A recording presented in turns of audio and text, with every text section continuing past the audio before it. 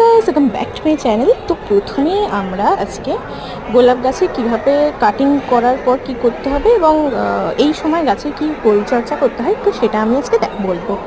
তো প্রথমেই আমরা গোলাপ ফুল দুটোকে কেটে নেব এবং সেই জায়গায় ফাঙ্গিসাইড একটু লাগিয়ে দেবো যাতে সেই জায়গাটা শুকিয়ে না যায়। তো তারপর গাছের গোড়াটা ভালো করে একটুখানি মাটিগুলোকে খুঁড়ে নিতে হবে। তারপর এই আমার কাছে 25 কেজির একটা ভার্মিকম্পোস্টের বস্তা আছে, ওখান থেকে আমি কিছুটা ভার্মিকম্পোস্ট 1 মুঠো 2 মুঠোর বেশি নিয়ে নিয়েছি। তো একটুখানি কোকোপিট এবং একটুখানি শিংকুচি, একটু লেদার মিল এবং একটুখানি কাঠের গুঁড়ো দিয়ে দিয়েছি। এবার এটাকে ভালো করে মিক্সড করে নিচ্ছি। তো মিক্সড করার পর আমি গাছের গোড়াটা ভালো করে খুঁড়ে সেখানে দিয়ে দেবো। ও হ্যাঁ, আর 500 সাবস্ক্রাইবারের জন্য সবাইকে অনেক অনেক থ্যাংক ইউ। তো ভিডিওটা ভালো লাগলে লাইক, কমেন্ট, শেয়ার অ্যান্ড চ্যানেলটাকে সাবস্ক্রাইব করে দিও। টাটা।